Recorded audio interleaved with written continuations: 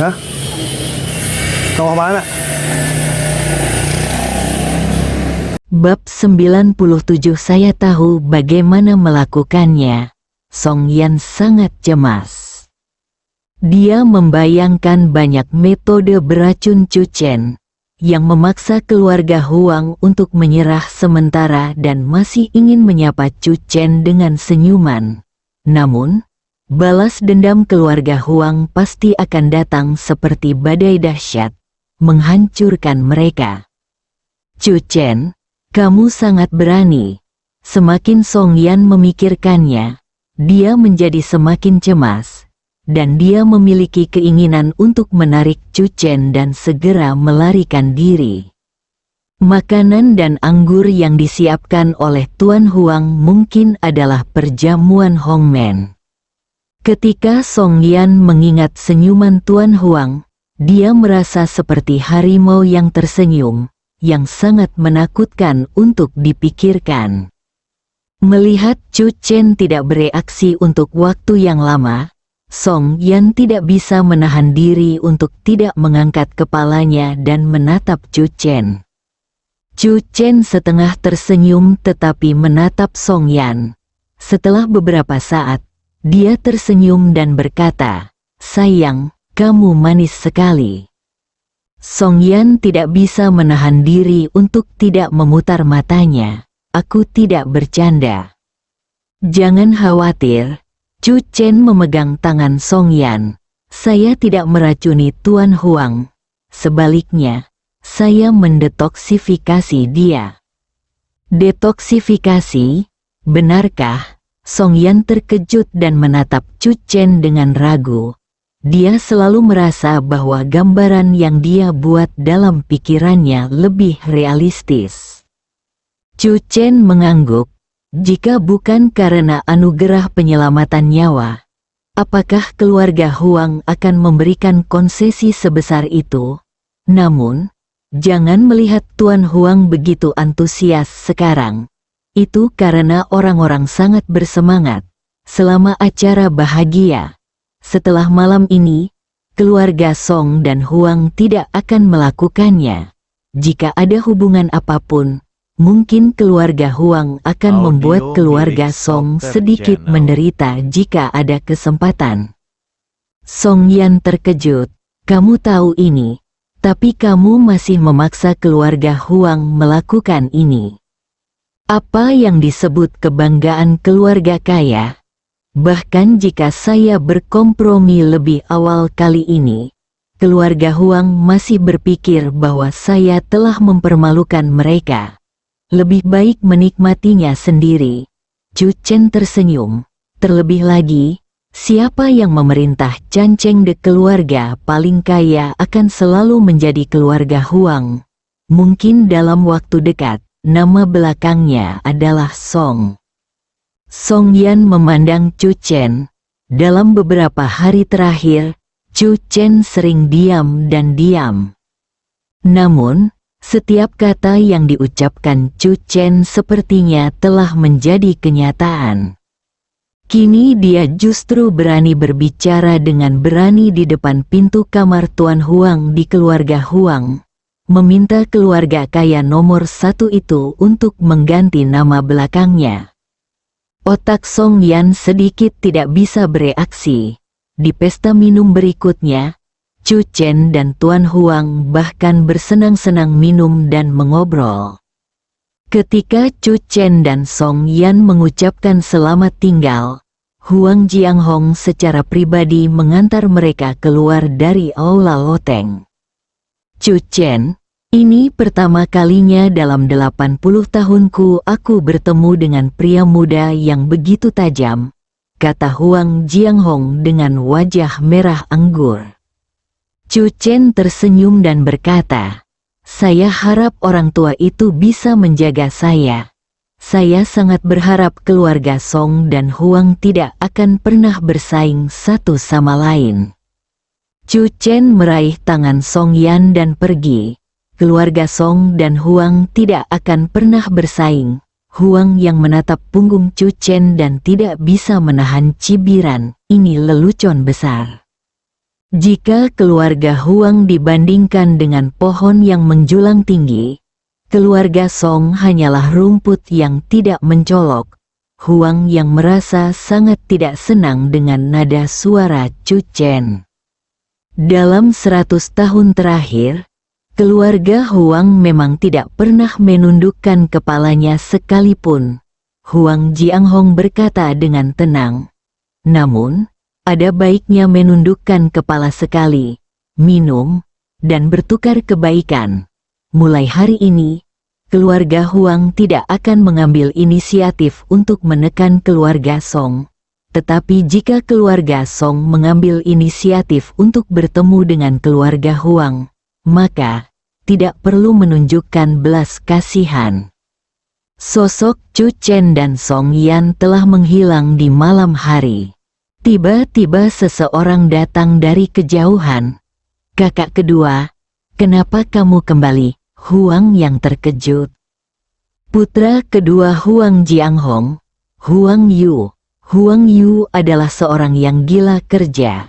Dalam bisnis keluarga Huang, Huang Yu bertanggung jawab atas lebih banyak proyek daripada Huang Yang. Hampir jarang melihat Huang Yu di rumah. Saudaraku, Huang Yu mengenakan pakaian formal dan jelas baru saja kembali dari perusahaan. Dia tidak bisa menyembunyikan kegembiraannya dan berkata kepada Huang Jianghong, "Ayah, aku punya kabar baik untukmu. Yu Heng akan kembali dalam beberapa hari."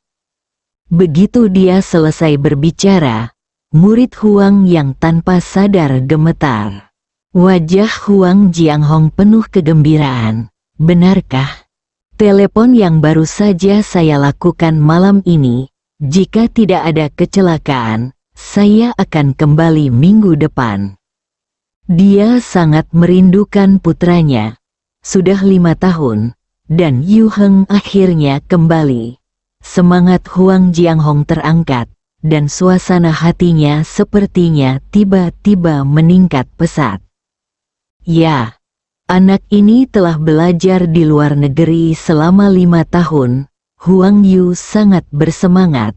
Dia juga mengatakan di telepon bahwa dia ingin memberi saya kejutan. Huang Jianghong tertawa. Di sampingnya, Huang yang juga tersenyum. Yu Heng, anak itu sangat pintar sejak dia masih kecil. Ketika dia kembali untuk membantu, keluarga Huang kita memiliki jenderal kuat lainnya. Biarkan Yu Heng mengkonfirmasi rencana perjalanan dan memberitahu keluarganya. Huang Jianghong tersenyum. Jika waktunya tiba, kita akan pergi ke bandara untuk menyambut Yu Heng. Huang Jianghong melihat ke arah kiri Chu Chen. Jika Yu Heng kembali lebih awal, dia mungkin bukan orang nomor 1 di antara generasi muda di Changcheng. Huang yang kembali ke kamarnya dengan ekspresi muram. Tidak ada kejadian apapun dalam beberapa hari terakhir ini yang bisa membuat paman Huang bahagia. Huang Yuzhen mempublikasikan permintaan maafnya di surat kabar di seluruh kota. Bagi Huang Yuzhen, sangat disayangkan keluarga Huang harus menghadapi putra dan cucu tertua mereka. Saat ini, Huang Yuheng kembali. "Ayah, aku di sini." Huang Yuxian masuk ke kamar. Berlututlah, Huang Yuzhen menjatuhkan diri dan berlutut. Gerakannya terampil, matanya memerah.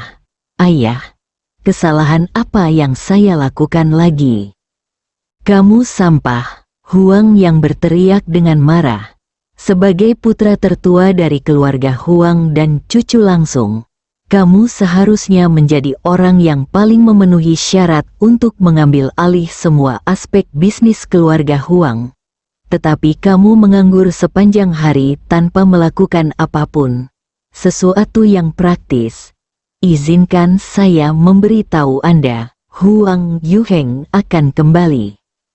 Benarkah? Huang Yuxian terkejut. Bagus sekali. Huang yang merasa seolah-olah ada anak panah yang mengenai dadanya. tetapi dia tidak bisa mengeluarkan seteguk darah lama. Huang Yuheng telah menunjukkan kemampuan yang jauh melebihi orang biasa sejak dia masih kecil. Dia tidak hanya memiliki pikiran yang luar biasa, tetapi juga memiliki bakat bawaan dalam bisnis. Dia memasuki Obsidian Wentang pada usia 13 tahun. Bahkan tinju dan tendangannya, keterampilannya telah diakui oleh Chan Cheng. Menurut bimbingan pemilik berbagai sasana tinju, 5 tahun lalu, sebelum pergi ke luar negeri, dia membuat pengecualian untuk memasuki aula seni bela diri Obsidian Hitam. Kata Huang Yangyu, ekspresinya menjadi lebih serius, dan dia berkata dengan suara yang dalam, aula Obsidian Hitam adalah fondasi dan kendali keluarga Huang. Aula Hei Yao akan mengambil alih keluarga. Kakekmu masih mengendalikan Aula Hei Yao selama bertahun-tahun. Saya khawatir bahwa dia berniat menyerahkan Aula Hei Yao kepada Huang Yuheng. Itu lebih baik lagi. Huang Yujian tertawa keras dan bertanya dengan tidak sabar. Kapan saudara Yuheng akan kembali? Saya harus menjemputnya sendiri dan membersihkannya dari angin dan debu. Huang Yang, ayah, sebenarnya, aku mengerti maksudmu, kata Huang Yuzhen sambil menepuk dadanya. Saat saudara Yuheng kembali, aku akan berusaha sebaik mungkin untuk menjalin hubungan baik dengannya. Saat dia mengambil alih Black Obsidian Hall di masa depan, dia bisa mentraktirku. Lebih baik, ayah, jangan khawatir. Aku tahu apa yang harus kulakukan. Tubuh Huang yang gemetar dan dia menunjuk ke arah Huang Yuxian. Kamu tidak tahu apa-apa. Huang yang hampir meraung. Bab 98 Pengecut Nan Kuan. Huang yang mengunci pintu dengan kuat. Lalu dia mengutuk dan mengutuk Huang Yuyan sampai kepalanya berdarah. Huang Yuxuan tercengang. Dia berlutut di tanah dengan patuh, tidak berani bergerak atau mengeluarkan suara. Akhirnya, ketika Huang yang bosan memarahi, dia duduk di kursi, mengambil gelas air, dan memutarnya. Huang Yuxian mengangkat kepalanya dan berkata, "Ayah, aku tahu aku salah. Aku tidak akan menjemput saudara Yuheng." Pikiran Huang yang menjadi pusing dan dia menahan keinginan untuk menghancurkan gelas air di tangannya ke arah Huang Yutian. Lebih baik aku memasak sepotong daging babi panggang daripada memasakmu. Huang yang meletakkan gelas air di atas meja dengan keras.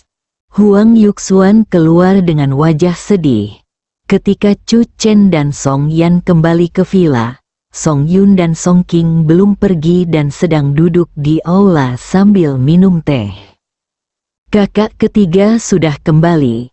Song Yun berjalan mendekat, memegang tangan Song Yan dengan antusias, dan bertanya dengan prihatin, "Apakah kamu tidak dianiaya di keluarga Huang?" Lin Simping berjalan mendekat dan melirik ke arah Chu Chen. "Jika kamu memahami kebenaran ini sejak awal, kamu tidak perlu berputar-putar seperti ini. Pada akhirnya, keluarga Xia harus mengambil tindakan untuk menyelesaikan masalah ini. Kamu pasti sangat menderita karena keluarga Huang." Zhou Jian berkata dengan tenang, "Meskipun keluarga Xia membantu kali ini, kamu tidak seberuntung itu setiap saat. Kamu harus belajar dari setiap pengalaman." Chu Chen tersenyum tipis dan berkata, "Terima kasih dua saudara ipar atas ajaranmu." Lin Simping dan Zhou Jian mengangguk, jelas cukup puas dengan sikap Chu Chen. Benar saja, kemunduran bisa membuat orang berkembang. Saat ini, Su Yuexian keluar dari dapur, memegang semangkuk air gula di tangannya. Dia mendatangi Chu Chen sambil tersenyum dan berkata, "Chu Chen sudah kembali. Ayo, coba air gula yang baru saja kamu buat." "Terima kasih, Bu." Chu Chen juga sedikit haus dan mengambilnya. Lin Simping dan yang lainnya tercengang melihat pemandangan yang luar biasa ini. "Saya pikir saya terpesona. Ibu sebenarnya berinisiatif membawakan permen dan air untuk Chu Chen. Ini adalah perlakuan yang belum pernah mereka terima sebelumnya. Mungkinkah ibu tahu bahwa Chu Chen menderita banyak penghinaan di keluarga Huang?" Song Yun bergumam. "Atau karena Chu Chen setuju untuk meminta maaf dan mengakui kesalahannya sebagai alat tawar-menawar?" "Yan, air gulanya ada di dalam. Ambil mangkuk dan minumlah." Su Yue tersenyum ramah. "Song Yan, posisiku di hati ibuku seakan bergerak mundur." Chu Chen segera meminum air gula dan mengembalikan mangkuk itu kepada Su Yuexian. "Terima kasih, Bu." Su Yuexian mengambilnya kembali sambil tersenyum. "Kamu telah bekerja keras hari ini. Kembalilah dan istirahatlah lebih awal. Yan, jika kamu tidak minum air gula, kembalilah dan istirahatlah lebih awal bersama Chu Chen." Song Yan. Setelah keduanya keluar, 4 orang lainnya di aula bereaksi. "Bu, kenapa kamu?" Song King masih merasa sulit untuk menerima. "Apakah itu Chu Chen barusan? Apakah kamu meremehkan Chu Chen?" Su Yuexian bertanya dengan ringan dan menatap ke-4 orang itu. "Kami semua terbang ketika bencana datang. Saya memahami pilihan semua orang. Namun, ketika keluarga Song berada dalam situasi paling kritis, Chu Chen tidak mundur, tapi mengambil alih keluarga Song." "Apa?" Ke-4 orang itu berdiri bersamaan dan berteriak. "Bu, apa kata ibu?" Song King bertanya dengan tidak percaya. "Chu Chen mengambil alih keluarga Song?" "Ya. Ketika keluarga Song berada dalam bahaya paling besar, Chu Chen melangkah maju dan mengambil alih keluarga Song." "Itu keterlaluan," Zhou Jian berkata dengan keras. "Itu adalah kesalahan Chu Chen sejak awal. Mengapa dia harus mengambil alih keluarga Song, hanya karena dia memiliki hubungan dengan Tuan Xia? Ini hanya mengambil keuntungan dari bahaya orang lain." Lin Simping tidak puas. "Bu, bagaimanapun juga, Chu Chen hanyalah menantu yang tidak diketahui asal-usulnya. Bagaimana dia bisa diizinkan mengambil alih keluarga Song? Akan sangat memalukan jika ini menyebar." Song King juga berkata, "Ya, tapi tidak pernah ada preseden bagi menantu laki-laki untuk turun tangan dan mengambil alih." Mata Su Yuexian menatap ke-4 orang itu dengan tenang. "Nilailah seorang pria yang berhati penjahat. Waktu Chu Chen untuk mengambil alih keluarga Song terbatas pada badai yang dihadapi keluarga Song. Setelah badai selesai, kekuatan Song keluarga tidak akan bersama Chu Chen. Debu telah kembali. Ini sudah sangat larut. Kamu dapat kembali dan beristirahat." Su Yuexian mengabaikan ke-4 orang itu dan berbalik dan berjalan masuk. Mereka berempat saling memandang. "Saya benar-benar tidak menyangka Chu Chen bisa terbang begitu cepat dengan bantuan keluarga Xia," kata Zhou Jian dengan enggan, dengan ekspresi yang lebih menyesal di wajahnya. "Keluarga Xia ingin memasuki pasar farmasi di Canceng. Jadi itulah mengapa mereka mendukung Chu Chen dan membantu keluarga Song," Lin Simping berkata dengan dingin. "Namun, pertaruhan antara Tuan Qian dan Chu Chen telah menyebar ke seluruh Canceng. dan utara. Jika Chen Pharmaceutical ingin membuat perbedaan di Canceng, akan sulit baginya untuk mencapai kesuksesan. HMPH, begitu investasi keluarga Xia gagal, keluarga Xia akan segera mundur dari Canceng. Saat itu, Chu Chen secara alami akan menjadi bidak catur yang tidak berguna dan ditakdirkan untuk ditinggalkan. Song Yun berkata sambil tersenyum dingin. Chu Chen dan taruhan Tuan Qian dibatasi 1 bulan. Chu Chen, dia tidak bisa sombong lama-lama. Aula kecil villa, Chu Chen sedang menuangkan teh, dan Song Yan sedang memilah informasi BI Chen Pharmaceutical. Tuan, dalam jangka waktu tersebut, hal itu dapat ditetapkan. Chu Chen menyerahkan tehnya dan berkata, "Terima kasih atas kerja kerasmu, istriku." Song Yan melirik Chu Chen, "Apakah kamu tidak punya saran?" "Tidak." Chu Chen tersenyum lembut. Dengan wajah tampan, "Saya bertanggung jawab untuk tampil cantik, dan istri saya bertanggung jawab menghasilkan uang untuk menghidupi keluarga." Song Yan membuka mulutnya, tidak tahu bagaimana harus merespons. Song Yan benar-benar tidak bisa membantah seseorang yang bisa berbicara tentang makan nasi lunak dengan begitu alami dan lancar. Keesokan paginya, Chu Chen dan Song Yan pergi menemui Song Qiu seperti biasa. Cedera Song Qiu pulih dengan baik dan dia bisa bangun dari tempat tidur dan berjalan. Namun, sebelum Chu Chen memasuki ruangan, dia mendengar desahan sedih dari jauh. "Xiao Qiu, kenapa kamu terlihat lebih sedih daripada menantu orang lain?" kata Chu Chen. Song Yan melirik Chu Chen, wajahnya sedikit tidak ramah. Bagaimana pria ini tahu bahwa menantu orang lain sedang sedih? Kakak ipar, Nan Kuan tidak bisa mengangkat kepalanya lagi. Song Qiu memandang Chu Chen, menghela nafas, dan berkata dengan suara yang dalam, "Baru saja datang kabar bahwa pemilik sasana tinju obsidian hitam juga terbunuh oleh tinju utara Zhao San mengalahkannya." Sasana tinju obsidian adalah sasana tinju milik keluarga Huang. Mendengar ini, Chu Chen sedikit terkejut dan cukup terkejut. Sasana tinju obsidian keluarga Huang kurang lebih terkait dengan aula obsidian keluarga Huang. Dia juga dikalahkan oleh tinju utara Zhao San. Sepertinya aku meremehkan Zhao San sebelumnya. Song Qiu mengertakkan gigi, itu adalah aturan dunia.